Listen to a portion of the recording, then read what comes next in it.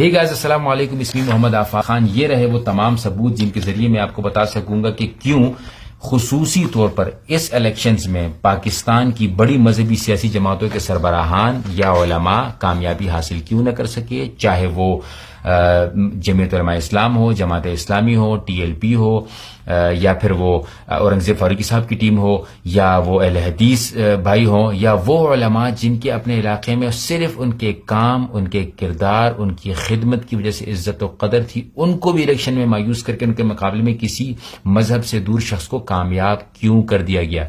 یہ کوئی ابھی کا سلسلہ نہیں ہے، اس کی نوجوان نسل کے اوپر کام پچھلے 20-22 سال سے ان کی ذہن سازی ہو رہی تھی، جس کا رزلٹ ہمیں اس الیکشن میں دیکھنے کو ملا ہے۔ ایسے علماء جن کے علاقے میں بہت عزت قدر ہے، لیکن لوگ ان کو مسجد کا امام دیکھنا چاہتے ہیں، مسائل ان سے پوچھنا چاہتے ہیں، لیکن ان کو الیکشن میں کامیاب کیوں نہیں کرنا چاہتے۔ آئیے بات کرتے ہیں، اصل مدعے کی طرف آتے ہیں۔ یہ جو دونوں ریسرچ ہیں میں اپنے واٹس ایپ چینل پر اپلوڈ بھی کر دوں گا، آپ وہاں سے ڈاؤن لوڈ کر کے خود اس کو پڑھ بھی سکتے ہیں، دوستوں کے ساتھ شیئر بھی کر سکتے ہیں۔ اس ویڈیو کو بھی ضرور میں گزارش کرتا ہوں کہ آپ زیادہ سے زیادہ شیئر کیجیے گا انشاءاللہ۔ آج سے تقریباً 24 سال پہلے اسلامک فنڈامنٹلزم ان پاکستان کے نام سے ایک ریسرچ ہوئی۔ ریسرچ کس نے کی؟ RAND، رینڈ کے نام سے۔ یہ نیشنل ڈیفنس ریسرچ انسٹیٹیوٹ ہے، جو کہ ایک بہت بڑا ادارہ ہے جن کی سجیشن کو مغرب میں بہت تسلیم کیا جاتا ہے۔ انہوں نے پھر 2004 میں ایک اور ریسرچ کی جس کا ٹائٹل تھا how West can counter radical Islam, مطلب مغرب کس طریقے سے ایسی سوچ والے لوگ جو کہ اسلامی نظام چاہتے ہیں ان کو کس طریقے سے ہرا سکتا ہے، عوام کو ان سے دور کر سکتا ہے، پھر ان کو ختم کر سکتا ہے۔ انہوں نے مسلمانوں کو 4 حصوں میں تقسیم کیا۔ پہلا حصہ تھا فنڈامنٹلسٹ، وہ لوگ جو اسلامی نظام قائم کرنا چاہتے ہیں۔ دوسرا حصہ تھا ٹریڈیشنلسٹ، جو کہ ہمارے علماء ہیں۔ ان کا کہنا تھا کہ اگر علماء سے عوام کو دور کر دیا گیا اور ان کے بیچ میں تقسیم ڈال دی گئی، اور فنڈامنٹلسٹ وہ علماء جو کہ سیاست میں موجود ہیں ان کو بھی بدنام کر دیا گیا اور ان کو بھی دہشت گرد قرار دے دیا گیا یا ان کو بھی کرپٹ قرار دے دیا گیا، تو عوام ان سے دور ہو جائے گی۔ اس کے بعد آئیں گے ماڈرنسٹ، وہ ماڈرن جو کہ جس میں باقاعدہ انہوں نے خود کہا ہے کہ یہ امریکہ کی پالیسیز میں ان کی مدد اچھی طریقے سے کر سکیں گے۔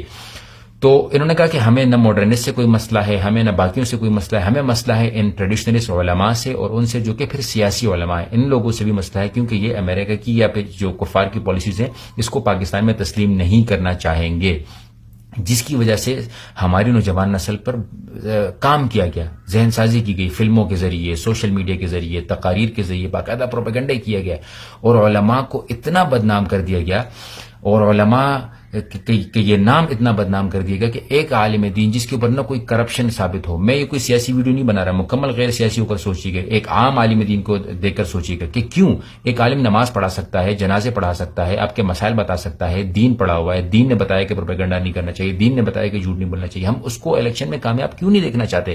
اس کی وجہ یہ ہے کہ ذہن سازی ایسی کر دی گئی کہ ان کو بدنام کر دے، کہ ایک عام میرے جیسے دکھنے والے شخص کو بہت زیادہ جو ہے وہ ایک ہیرو بنا کر لوگوں کے سامنے پیش کیا گیا، جس کی وجہ سے عوام، ہماری جو نوجوان نسل اتنی اندھی ہو گئی محبت میں، برین واشنگ میں، ذہن سازی میں، کہ ان کے سامنے آپ کوئی بھی ثبوت لا کے رکھو، ان کے سامنے آپ کوئی بھی دلیل لا کے رکھو، ان کے سامنے آپ کچھ بھی بیان کرو، یہ آگے سے گالیاں دیں گے، ڈھول کی تھاپ پر رقص کریں گے، مسجد کے سامنے جا کے رقص کریں گے، علماء کو گالیاں دیں گے، دین کا مذاق اڑائیں گے۔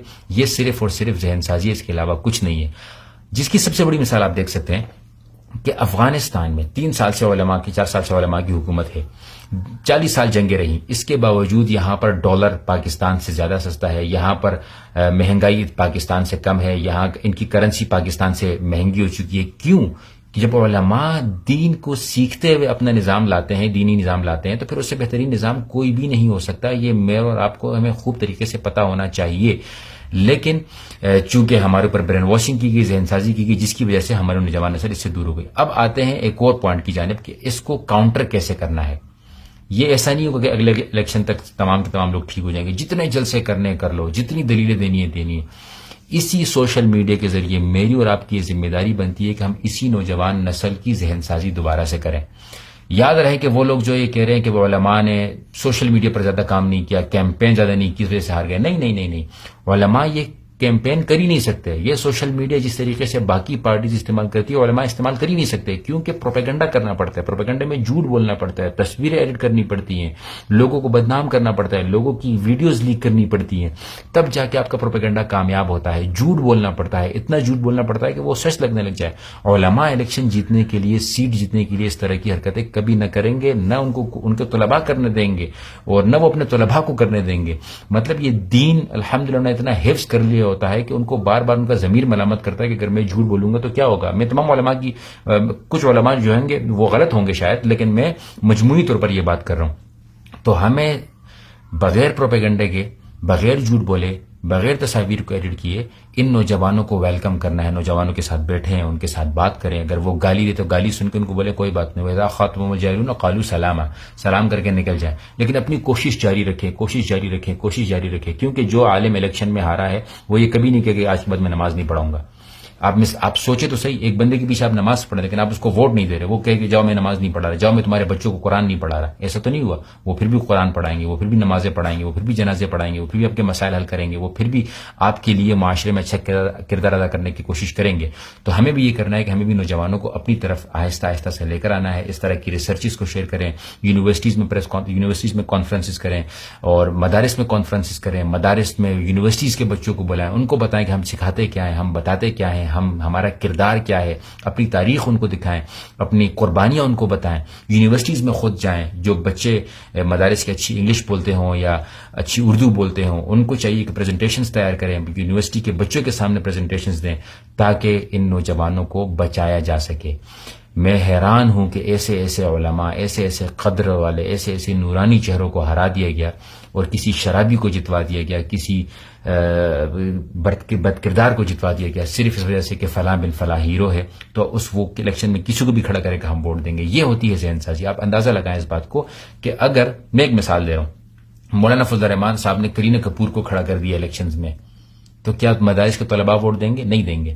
لیکن کسی دوسرے شخص نے کسی عالم کے مقابلے میں ایک ٹک ٹاکر کو کھڑا کر دیا, کسی طوائف کو کھڑا کر دیا, لوگ پھر بھی ووٹ دیں گے. ہم اسی کو ووٹ دیں گے بھائی, کچھ بھی ہو جائے ہم اسی کو ووٹ دیں گے, کیونکہ ہمارا ہیرو وہ شخص ہے. میں نام اس لیے بہت نہیں لے رہا ہوں کہ لوگ پھر اس کو مکمل طور پر سیاسی ویڈیو سمجھنے لگ جائیں گے. آپ لوگ سمجھ گئے ہوں گے میری بات کو.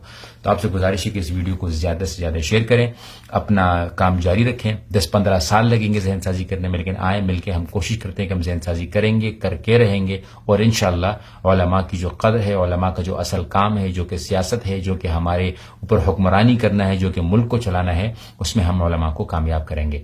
میں کسی مدرسے کا طالب علم نہیں ہوں, کسی مدرسے کا پڑھا ہوا نہیں ہوں, کسی عالم دین کے اوپر ہاتھ پہ بیت نہیں کی ہوئی, ایک یونیورسٹی کا طالب علم ہوں, دنیا گھما ہوں, چیزیں دیکھی ہیں, اس وجہ سے میں یہ چیزیں آپ لوگوں کے ساتھ شیئر کر رہا ہوں. آپ سے گزارش ہے کہ اس ویڈیو کو زیادہ سے زیادہ شیئر کیجیے, اپنے پیجز پر اپلوڈ کیجیے, واٹس ایپ پر شیئر کیجیے. انشاءاللہ جو بھی سوال ہوگا میں آپ کے لیے حاضر ہوں. جزاکم اللہ خیرن. السلام علیکم ورحمۃ اللہ.